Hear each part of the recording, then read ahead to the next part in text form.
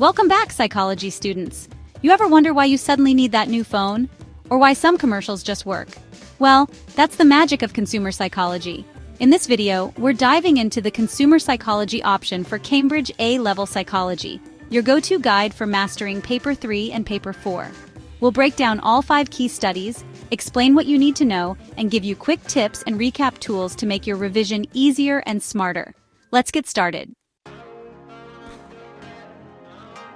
First up, we've got Snyder and DeBono's 1985 study on how images in advertising affect our choices. Now, this study hinges on this idea of self-monitoring. High self-monitors, they're all about that image. Think carefully curated Instagram feeds. Low self-monitors, they're more about authenticity, prioritizing functionality over appearances. The researchers showed participants ads for whiskey. Some ads focused on image, others on quality. The results? High self-monitors went for the image-focused ads, while low self-monitors preferred the quality-focused ones. This study, my friends, was a quasi-experiment. Why? Because the researchers couldn't randomly assign people to be high or low self-monitors. It's a personality trait. But here's the kicker. This isn't just about whiskey.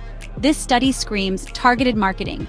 Companies use your personality, your likes and dislikes, to tailor ads specifically for you, making you way more likely to buy what they're selling. Next, let's talk about Becker and colleagues' 2011 study. They wanted to know, does packaging really influence how we perceive a product? They showed participants the exact same yogurt, but in different packaging. One looked all fancy and expensive, the other, well, pretty basic. What did they find? You guessed it, people rated the yogurt in the fancy packaging as tastier and higher quality, even though it was the same yogurt. This, my friends, is top-down processing in action. Our brains use pre-existing knowledge and expectations in this case, the fancy packaging, to influence how we perceive something. So, what's the takeaway for all you aspiring marketers? Packaging matters. It's not just about protecting the product, it's about shaping consumer perception and influencing those purchasing decisions. Ever make a choice and then completely forget about it? That's choice blindness. And Hall and colleagues' 2010 study got right into this fascinating phenomenon. In this study, participants tasted 2 jams or smelled 2 teas, made a choice, and then, secretly, they were given the wrong one. Most participants didn't notice the switch. Even more surprising, they justified their fake choice as if it were real. The results supported the main prediction. No more than 1/3 of manipulation trials were detected by participants. Some might argue that this was a low-stake decision.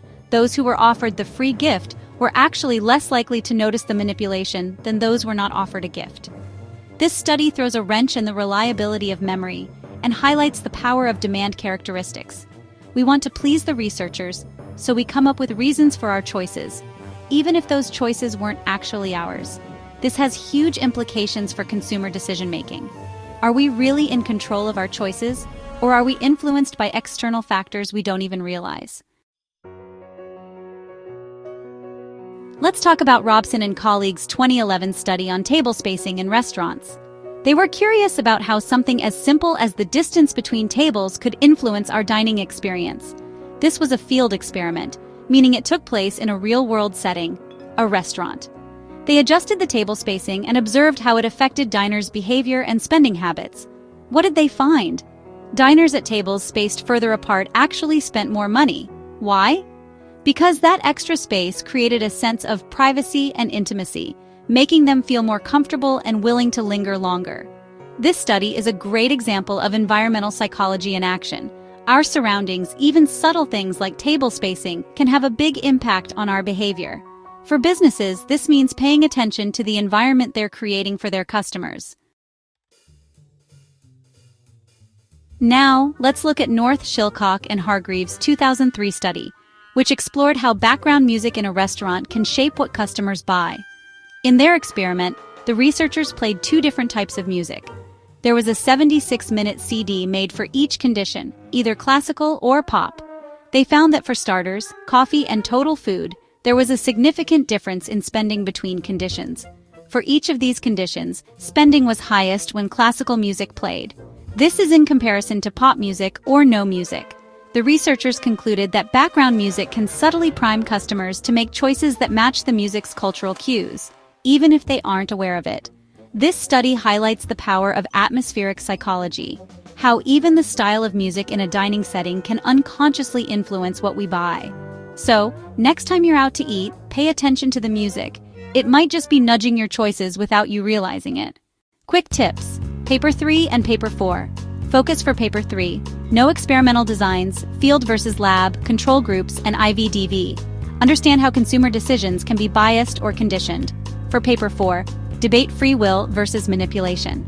Examine whether consumer psychology benefits society or exploits vulnerability. Evaluate real-world usefulness, especially in retail, advertising, and hospitality. And that's your full breakdown of consumer psychology for the A-level psychology exams. We covered everything from self-monitoring and top-down processing to choice blindness and atmospheric psychology. Use these studies to ace your application and evaluation questions in both Paper 3 and Paper 4. Don't forget to check out the rest of our revision series for clinical health and organizational psychology. Hit like, subscribe, and good luck on your exams. You've got this.